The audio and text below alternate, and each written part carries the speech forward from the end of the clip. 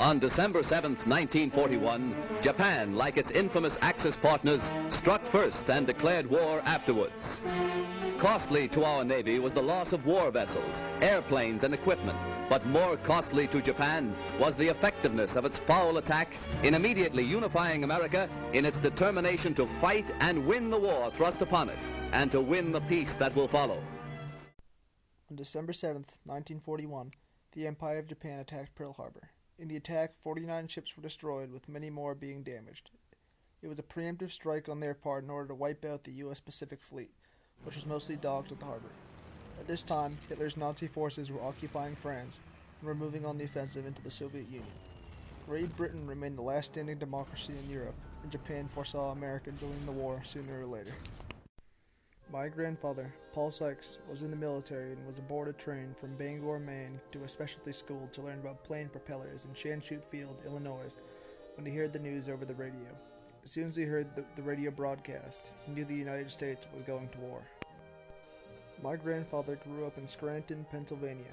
He graduated from Scranton High School in the class of 1940. After graduating, my grandfather joined the military on March 28, 1941, as an aircraft mechanic, several months before the attack on Pearl Harbor. His specialty was working on propellers of the planes. Following the attack on Pearl Harbor, the United States started making vast preparations for war.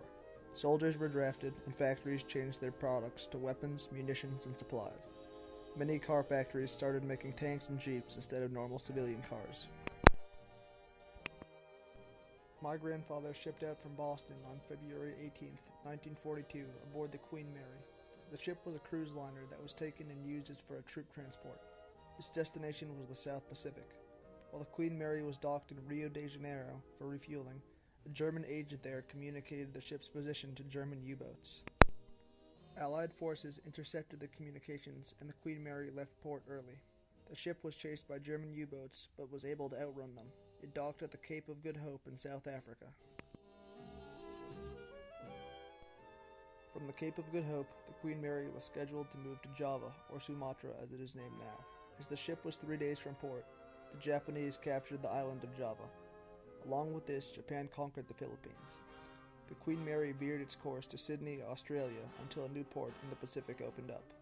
By this time, the United States had started its offensive in the Pacific. General MacArthur commanded the military forces in the Southwest Pacific, while Admiral Nimitz commanded the Pacific Fleet.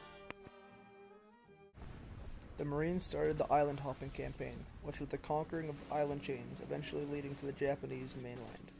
This campaign started at the invasion of Guadalcanal and went through the famous battles of the war, such as Peleliu, Iwo Jima, and Okinawa. These battles had some of the most savage fighting seen throughout the entire war. MacArthur's forces were tasked with taking back the Philippines from the Japanese. On July 20th, 1942, my grandfather left Sydney and went to an airfield in Port Moresby, New Guinea. From here, he worked on all types of aircraft ranging from fighters and bombers to transport craft.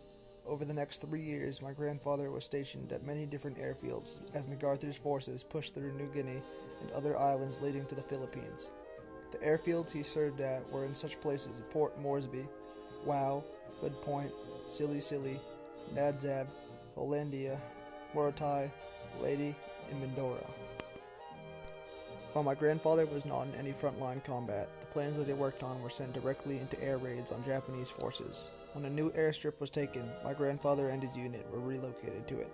The airfields that he was stationed at were constantly under attack from enemy air raids. My grandfather had quite a few close calls.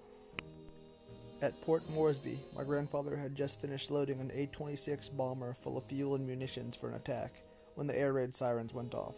He dropped what he was doing and dove into a foxhole nearby. Almost immediately as he got into the foxhole, he heard an ear-deafening explosion. When he emerged after the raid, there was nothing but a crater and scrap metal left of where the plane had been that he had been working on.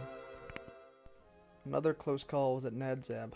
One Sunday morning, there was a morning church service being held in a tent, but my grandfather could not attend because he had come down with a nasty case of malaria.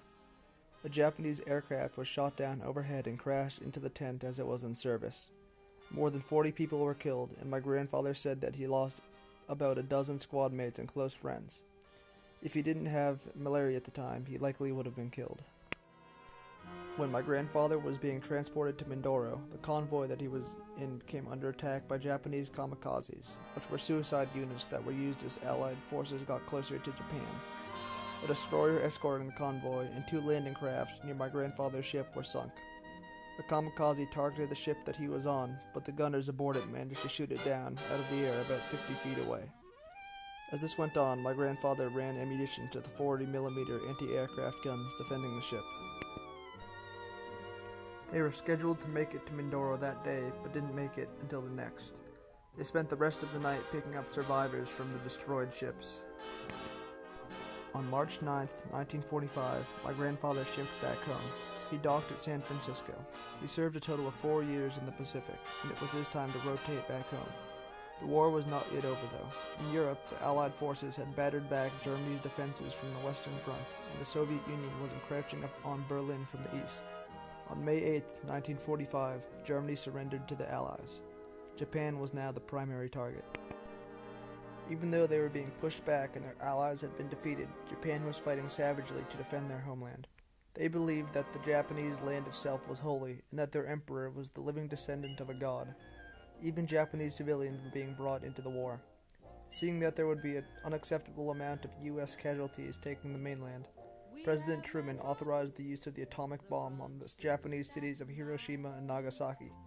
The use of the bombs was catastrophic, with the cities being almost completely annihilated. After the second bomb was dropped, Japan officially surrendered on August 14, 1945. Celebrations went on all over the United States to mark the end of the long war. My grandfather returned to his hometown of Scranton, where he saw a job listing in the newspaper asking for experienced aircraft mechanics. It was an ad for Eastern Airlines looking for mechanics in their new airport in Miami. He moved to Florida and started a family. He worked on the airplanes at the Miami National Airport. Every year, he went to war reunions with his former unit members. He used the skills he learned in the military as a mechanic for the rest of his life.